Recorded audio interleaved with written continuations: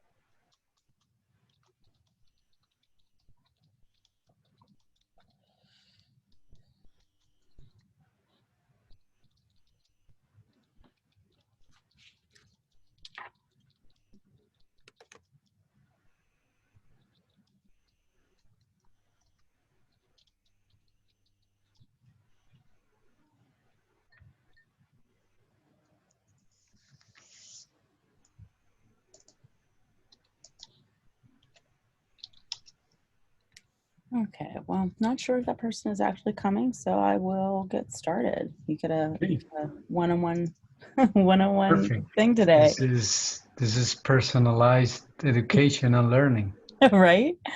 I'm going to put a link in the chat, and I'll explain what this is too.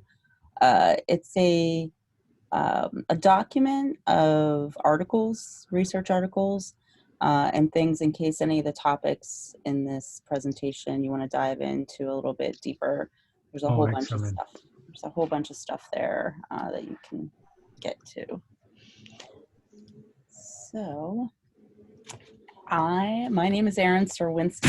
I am the manager of Learning Engineering and Technology Enhanced Learning Product at the Simon Initiative, which is an umbrella organization at Carnegie Mellon University that kind of sits over educational technology and learning science.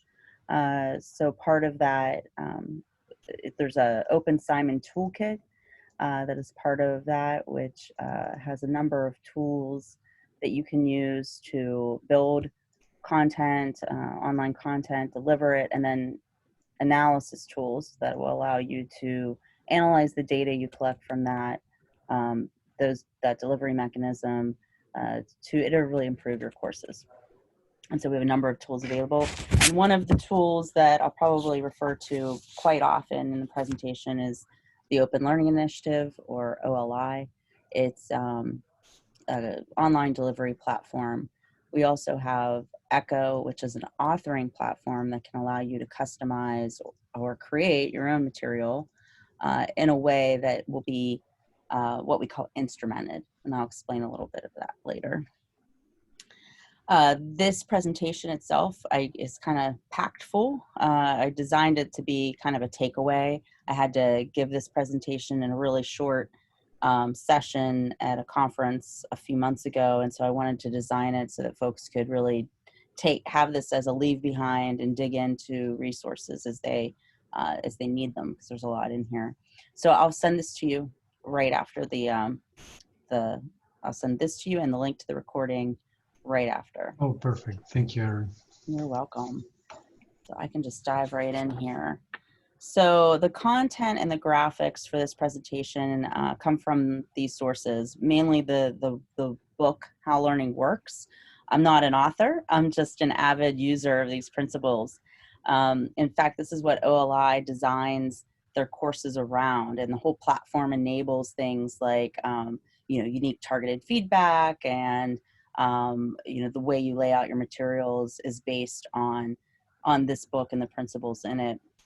And it really personally changed the way I approach instruction. I've been an instructional designer for 20 years, and a learning engineer for about half of that, meaning that I went from just designing instruction and editing faculty course materials to actually designing it in such a way that you can collect data about students' mastery and where they struggle, and then analyze that data to make sure that you can build in more tools, more scaffolding, more different approaches to that learning.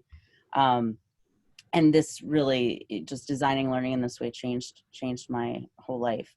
And then these resources are available: the Eberly Center for Teaching Excellence at CMU and the Simon Initiative. So you can have those links when I send you the presentation. So some of these principles, they're not really bound by any particular online format or a use of an LMS system, which is a learning management system. They're just best practices that we know are based in research. And if you happen to get that book or read that How Learning Works book, there's a lot of research that backs up these principles. I don't go into all the research here, more just an overview of what these principles are and ways that you can actually enact them in your instruction.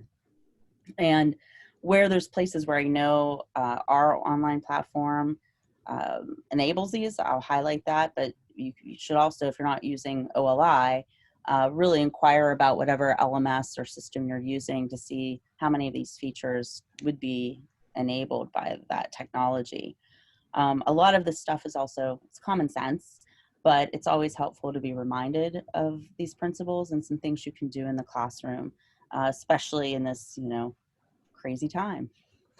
Yeah, totally crazy. Yeah, that's an You are understatement, right? This is the best word for describe it. Right. So here are two statements from some, real, folks who really inspired the book, the research-based practices and principles. And these statements that Herb, Simon, and Grant Wiggins have said are based in learning science, and they've been substantiated by educational researchers.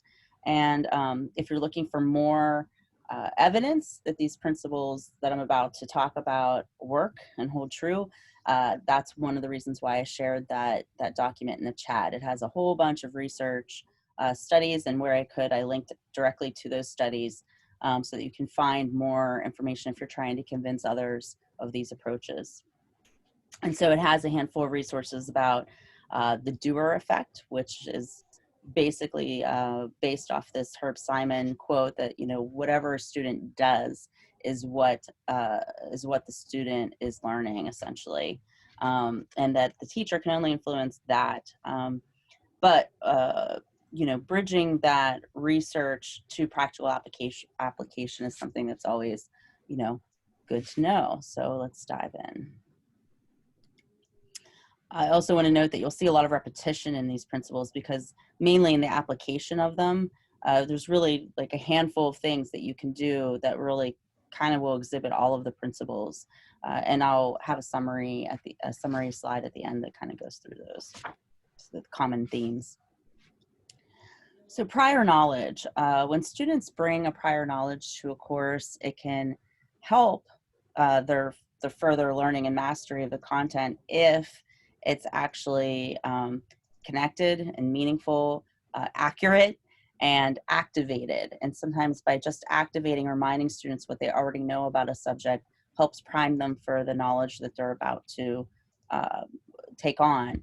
And it actually, prior knowledge can hinder learning if it's, if it's irrelevant, insufficient, not connected properly, fragmented, full of misconceptions.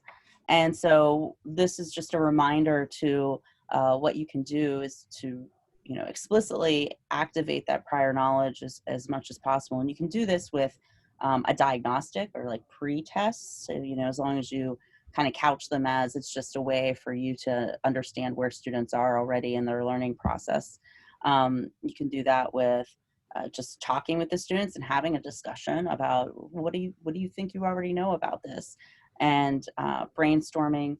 And then I mentioned concept maps a lot, and this will come up again. Concept maps are a helpful tool, and it really is just literally an image of what the concept is and how maybe stuff they learned prior to the course they're in now connects to that subject, as well as to the stuff they're about to learn. Formative assessment, lots of practice, lots of, when I say diagnostic, it doesn't have to be a pretest. It can be in the form of just providing lots of practice opportunities for students around a particular concept, and being able to, see the results of that before you go into a discussion with that student.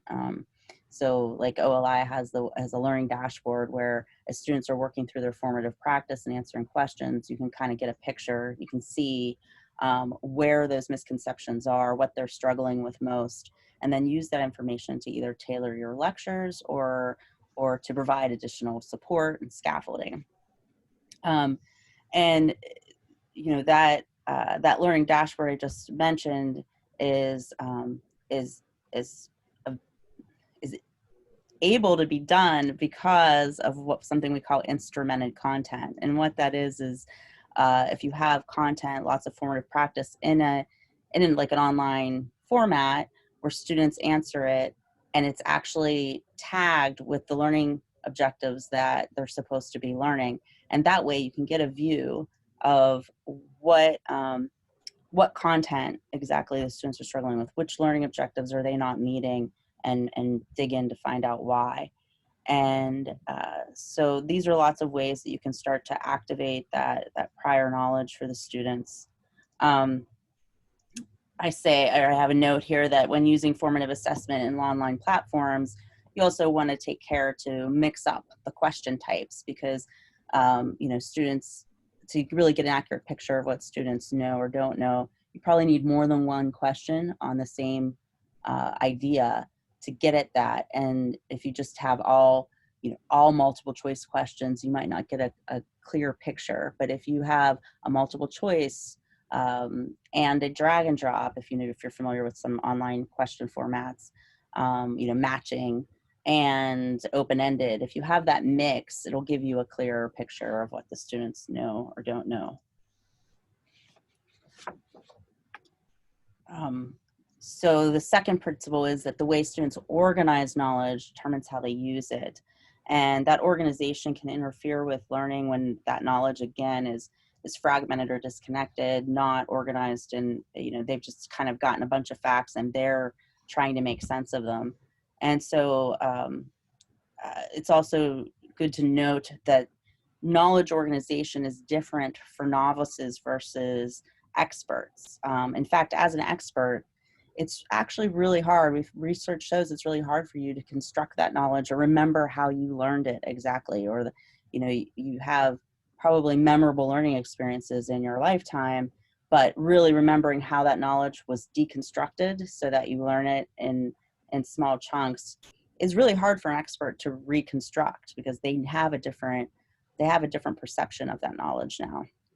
And we call this expert blind spot. And so some things that you can do to help students organize knowledge is by analyzing your own knowledge construction and just, reflecting on that a bit, and maybe even asking others who aren't as expert to take a look at that knowledge, that list, and try and find where the holes are. And actually TAs are a great folks to do this with because they're kind of on the cusp of mastery and they're still close enough to the learning process to remember how they learned it. And so sometimes they can find holes in that knowledge construction that an expert might miss. Another thing you can do is make sure that you're identifying relationships and highlighting connections between things. One of the things we try to design in all of our courses at OLI is what we call a big picture. That big picture is literally a picture, some sort of graphic that kind of gives students a "you are here" map of the knowledge they're learning.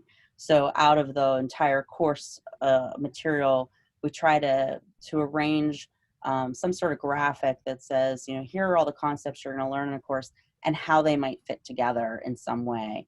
And even a more powerful big picture is one that not just shows the concepts in the course, but also shows it in the context of maybe the bigger domain. And maybe there's some big pieces of the domain that need to be learned if you're going to continue in that domain.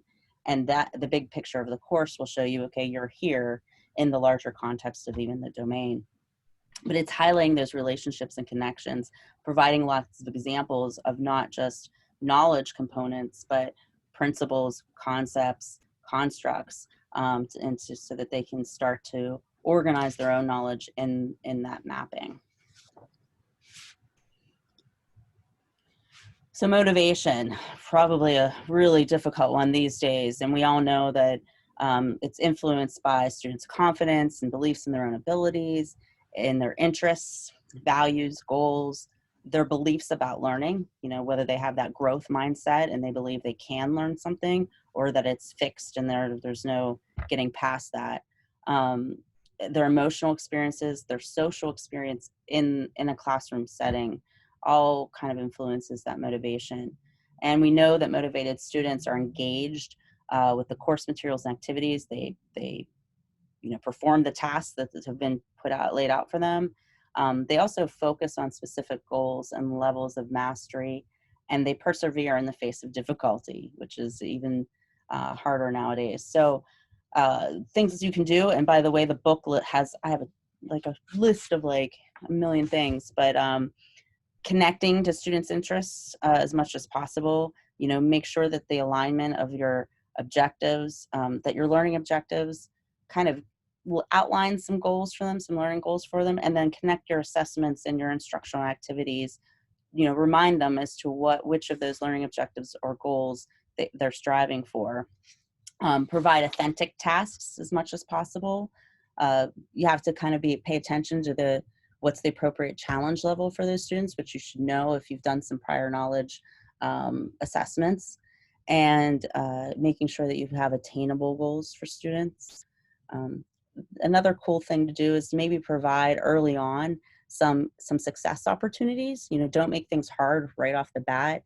Really ease them into the material, let them know that they can be confident with the material. There are some things that they know about this already. Maybe give them some early wins to get their confidence and their interests going.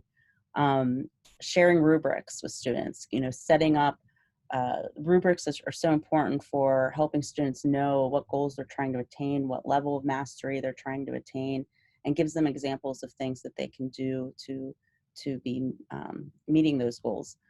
And then let your own passion for the material shine through. I mean, that to me is one of the best motivating factors, when you have a teacher that's authentic and really cares about the material and cares about them learning it, and you show that. Like, don't be afraid to show that, and be excited about it.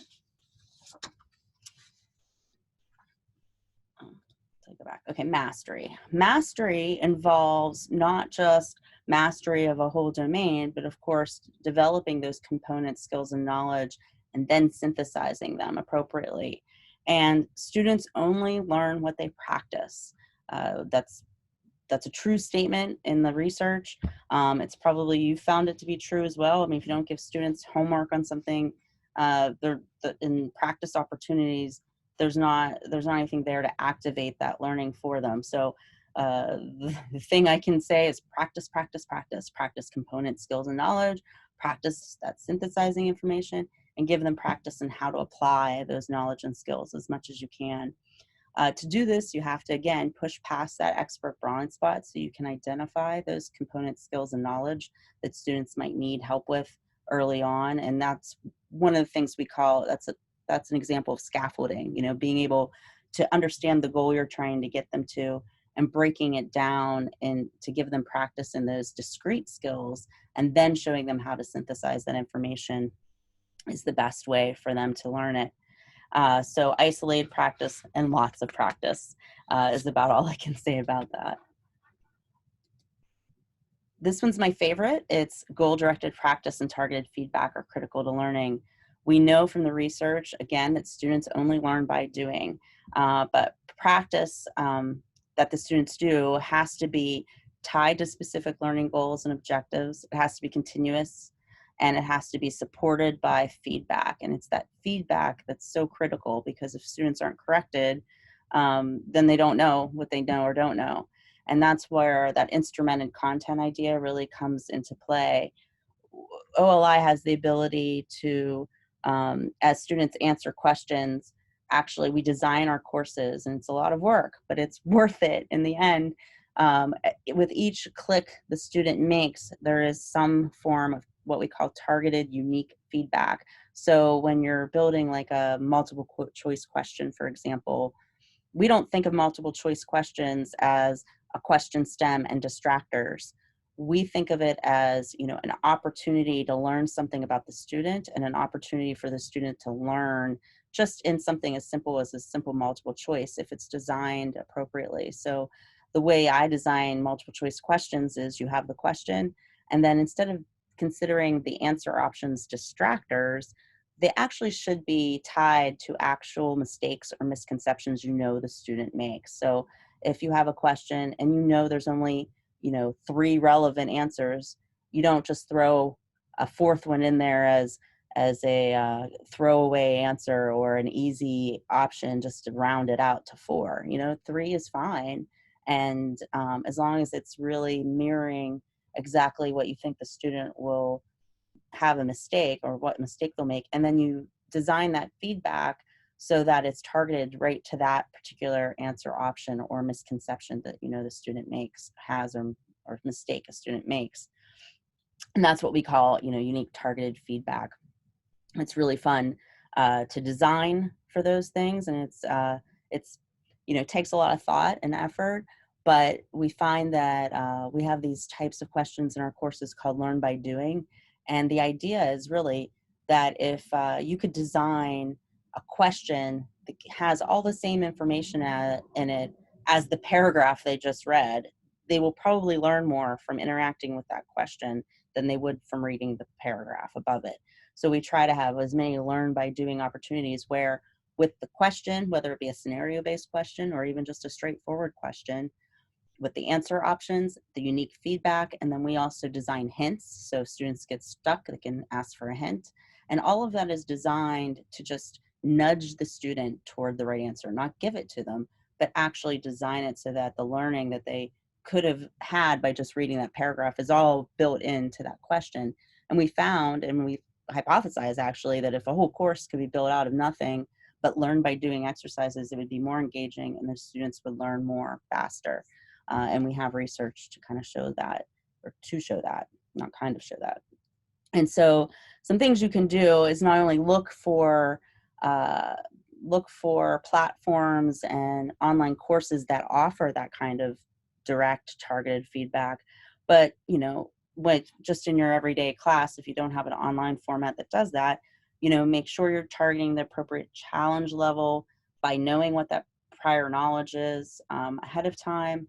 Make your goals and objectives explicit. I can't say that enough. Communicate performance criteria and expectations. Provide lots of practice with scaffolding and the feedback built in as much as possible. Provide models and examples. You'll hear me talk about worked examples or partially worked examples.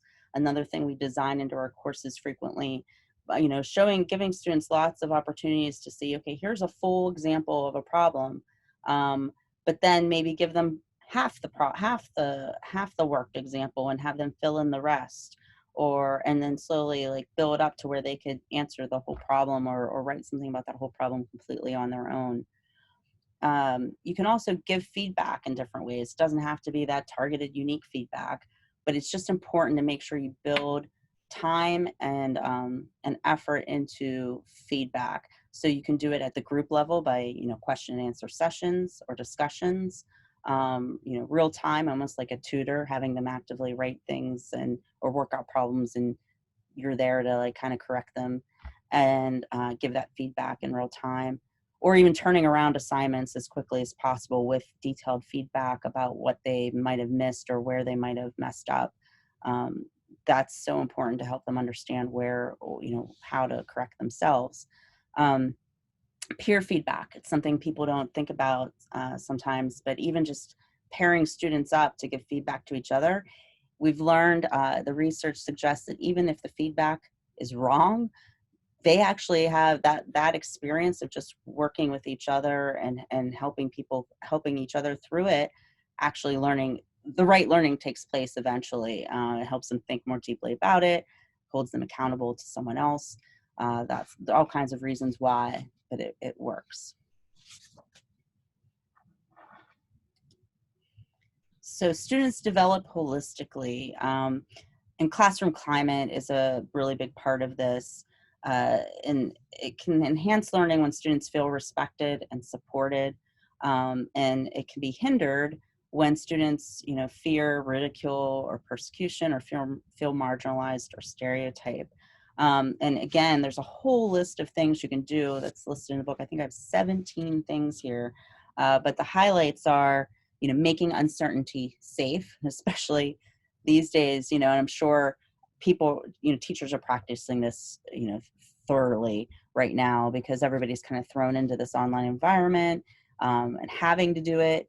And, really just kind of setting the tone right from the beginning that it's a safe space. We're all going to mess up at some point, and we'll work through it in some way. I have incorporating evidence into performance and grading criteria. So again, those rubrics are important, especially for open-ended type work. So not just saying, here's the grading criteria, but here's how you'll know if you meet it or not. Be mindful of low ability cues, like language that implies that can't attitude. Really try and promote that growth mindset that everyone can learn this if they just take the time and do the practice and focus on their learning. Use multiple and diverse examples. In fact, that's something we're trying to pay attention to even more so here at OLI now as we design our courses, not just giving examples that are in different contexts, really trying to help the students and their diversity see themselves in the materials as much as possible. And using the syllabus as the first thing to really set that course climate, have something in there that states that this is a safe space, and that, learning is the priority really, and that no one can be left out of that learning process. So there's just some things, but there's others like, facilitating active listening, setting ground rules, there's, address tensions early, don't let things fester. And, you as a teacher probably can feel when the room or the room, whether it's online or in an actual room, you can kind of almost feel when things are getting tense, and, really just addressing that up front. And the last principle, I think it's the last one, yes, is about metacognition. So self-directed learning, what we call metacognitive ability, it really requires that the students, in order for the students to learn how to monitor their own learning, they have to have practice in it. Just like everything else, it requires practice. And so they have to have practice explicitly in assessing the tasks, and figuring out what they need to do and planning that out, evaluating their own strengths and weaknesses, planning their approach, applying strategies that they think will work, and then monitoring and seeing how that actually works for them or not, and therefore they need some reflection opportunities as well. And what we're really trying to do is set up students to learn independently without us, right? Eventually, I mean, right now they can rely on us for this particular topic or concept, but we want that lifelong learning to kind of continue. And these are the skills that they need to do that.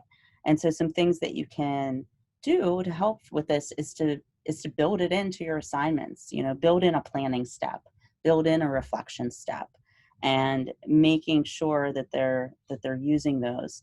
Again, using peer review and social learning, always taking advantage of discussion boards if they're available to you, and seeding those discussion boards in a way that students will take off and kind of teach themselves almost and have really rich discussions. Help by when you present an assignment that might be challenging or difficult, maybe even suggesting a set of steps that they go through that are kind of aligned with these skills, to prime them to think that way, and direct students to seek out and take advantage of kind of learning to learn courses or tips or information. In fact, we just built a learning to learn online course that's geared towards students and kind of helping them to think about their learning, plan it out, and some things that they can do to influence their study abilities and their metacognitive abilities. And of course, modeling and scaffolding as much as possible the concepts that you're trying to get them to learn. So, I mean, it's a short presentation, a lot packed into it, but I mean, the common practices, as you probably heard, I felt like almost like a broken record saying, learning goals and objectives are super important to have and to make sure the students know, and being able to make those connections to those learning objectives is helpful for them to understand where they're going and what mastery they're expected to attain. Use of big picture and concept maps. Use multimedia and multiple representations. Multiple representations is a term that comes out of Universal Design for Learning, UDL for short. And if you need more information on that, there's an organization called CAST, CAST.org, that has lots of information on Universal Design for Learning. The idea is that if you're designing for it's not about accessibility, it's about designing for all learners. And when you do certain things that actually are targeted toward accessibility, they're actually helpful for all learners. And multiple representations is something where you don't just have students read something, you have graphics, you might have a video too, you might have different ways to explain the same concepts is helpful. These worked examples, both examples where you show them to folks and walk them through it, but also use them as problems, set them up as partially completed and they have to fill in the rest. And then, like I had said before, then maybe the next problem you give them has even less of that scaffolding built into it. And I can't say enough to make use of those discussion boards because peer-to-peer learning is really helpful. Lots of practice targeting misconceptions or common mistakes. That's authentic. It has to be something that seems like a real problem and not just a made up problem, and aligned to those learning objectives. And then, make sure that the feedback that you provide is targeted to their common errors and mistakes, and then providing lots of time and periods where you're going to give them time to self-assess and reflect. So just being aware and intentional in these practices will improve your students' mastery of the outcomes that you set out to teach, and provide a rich teaching experience that allows you to start to iterate on the strategies that you're applying and the content that you provide your students. We have a philosophy here at OLI and the Simon Initiative and CMU actually, that every course that is taught or is designed in an online environment is really a hypothesis of how you think the students are going to learn it. And so we really believe, whether you intend it to be or not, that's what it is. And so you have to kind of collect data against that hypothesis to test it out and find out if it's true, if you're proving your assumptions right or wrong. But the important thing is you will be wrong in some aspects. And the data that you collect in any way, shape, or form, whether it be qualitative or quantitative, can help you hone in on those areas where your expert blind spot might have not allowed you to build in the scaffolding that might be necessary for your students. And so we believe in this commitment to iterative improvement on any kind of teaching process or content. And, it can never be too perfect, because you're always going to have at least one student that needs a little more scaffolding.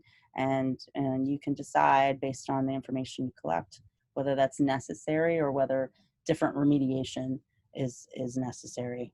But I do want to say in closing that, I'm here, folks here at OLI and the Simon Initiative are here to help. We at the Open Learning Initiative, I manage a team of learning engineers, and we're just all happy to give advice, to review anything for you. If you have something that you knew that you're trying in your classroom or in an online setting, feel free to shoot me a note and just ask me what I think about it. And I can certainly either comment on it directly from my experience, or find someone who might have even deeper knowledge of that topic or that strategy that you're trying to apply, and give some feedback on it if you're looking for it. So that was my short presentation today.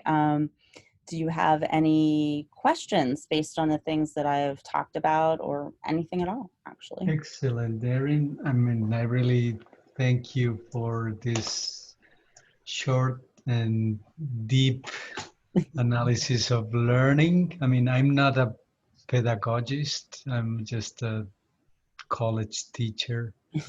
I'm going to turn in my video. Probably it's more, I don't know how to, because I have like Zoom, WebEx, Blackboard. I have how many? Yeah, it's hard to find the right. Yeah, There you go. You got it. So yes, I mean, your analysis is totally deep and beyond my expectations, because you have a lot of experience. I only know your work in the OLI in statics. Okay. Yeah. I work in engineering, in mechanical engineering. Great. So I used the OLI course last semester when we had to shut down campus. Yeah. Mm-hmm. So it's like, okay, those guys have excellent material. So I asked for its use, and you allowed me to use it. And I mean, the students really enjoyed it. They really enjoyed it. And they faced suddenly all the pressure of being themselves at home, probably working with cell phones. Yeah. And it was, as you said, crazy. So I only have one. It's not a concern, it's just a question, because as I told you, I'm not an expert about metacognition. It's like, I think it's part of the key of all these things, that we teachers, we know that for them, learning is good, that as a human being or as an engineer or whatever. Right. But for me, the key is that they should be aware of their learning, that learning for them is meaningful, and that learning will change their lives, not only professional but personal. Right. So my question is like, how do you assess metacognition? Because for me, it's like, it's a very personal process. It's like how I can be aware of my awareness. I mean, yeah, probably it's more philosophical, but it's like, how can I be aware that I am learning, that I am improving, that I am growing, knowledge and intellectually. So I don't know if you can give me some ideas about it. Yeah, I mean, it's really trying. to provide practice and assessment in each of those, you know, I think it's 5 or so areas of metacognition. But we've tried a bunch of different things. And I have to tell you, we haven't done a good job of doing too much research on this, because we feel like anything we do is better than nothing, right? So, Like super. yeah. So first, what we do is the way we design our courses is with lots of practice. Like I said, there's learn by doing opportunities, but we almost always follow those up with what we call "Did I get this?" questions. So, and we promote those as a student self-check. So the students, you know, it's a check for the students. Did you get the main ideas out of this content that we needed you to get out of it? And so those, you know, those quick question checks that maybe are just for themselves, right? And maybe you present them to students, present a short quiz and just say, this is for you to assess your own knowledge and preparedness for the assessments, right? So even just stating that kind of gives them a clue, like maybe I should be doing more of that, right? Yeah.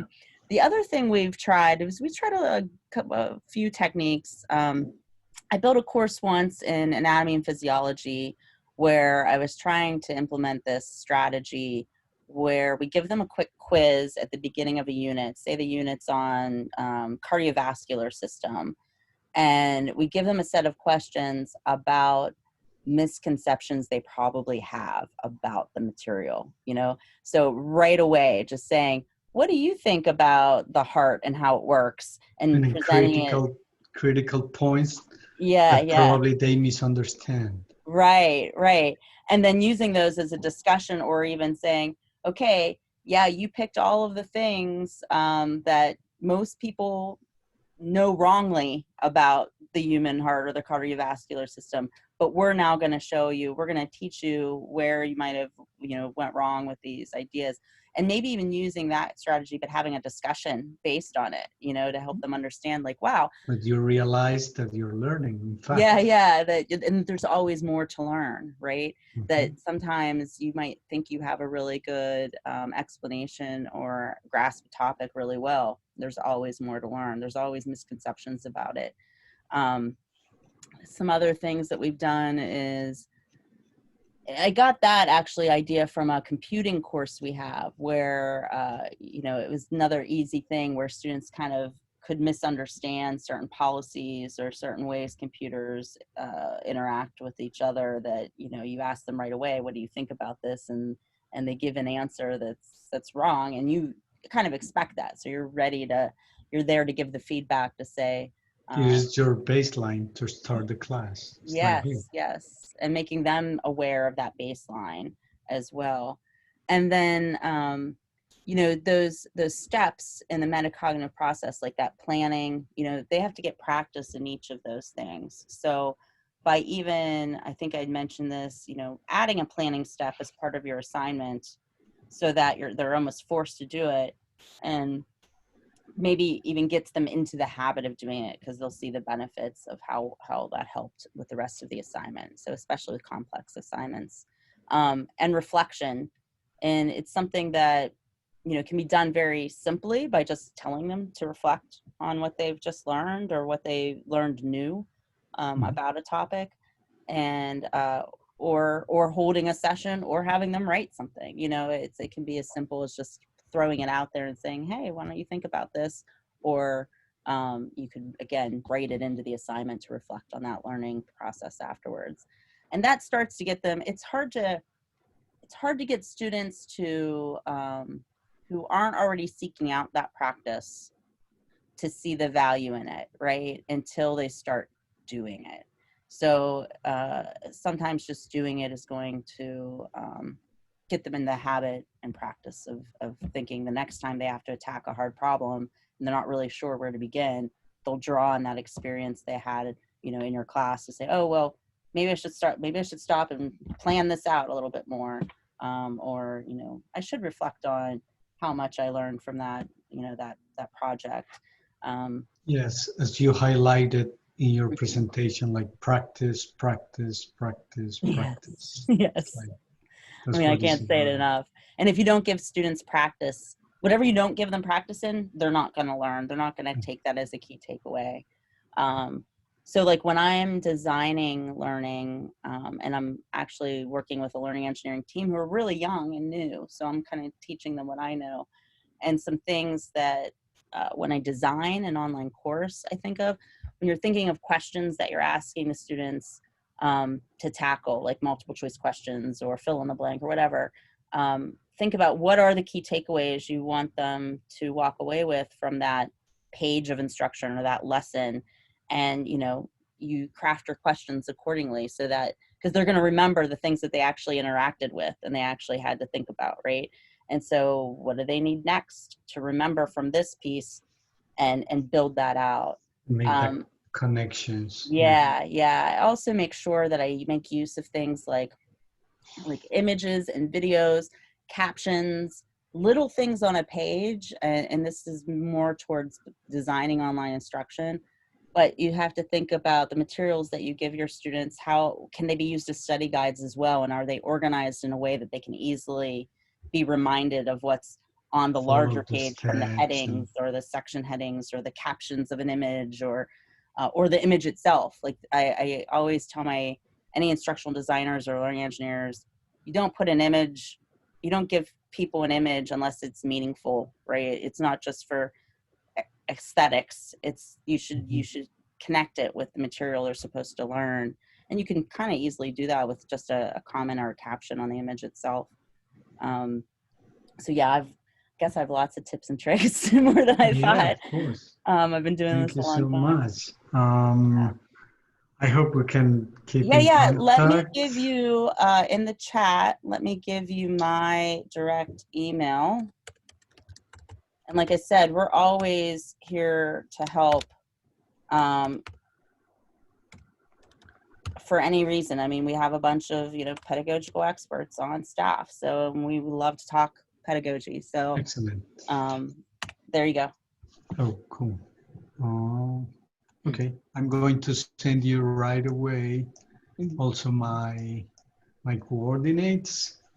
And of course, I will get in contact to you if we have, any concern or advice in pedagogy in engineering. Absolutely. Please do. And in Okay. fact, we have some folks designing some dynamics questions as well, or a lab. So yeah, stay in touch and I'll let you know when that material is Yeah, available. because statics and dynamics probably are two of the most important foundations of Right. almost all areas of engineering. So, and in our Cool. case, we only have two majors, in civil and mechanical, Okay. and statics and dynamics are like key for Okay. us. Yeah. So I can So keep you up to date when we we'll have keep in that. contact. Yeah, that Perfect. material available. Thank you, Erin. You're So welcome. keep in Thank you. contact and have a good day. You too. Okay, Bye. bye. Thanks.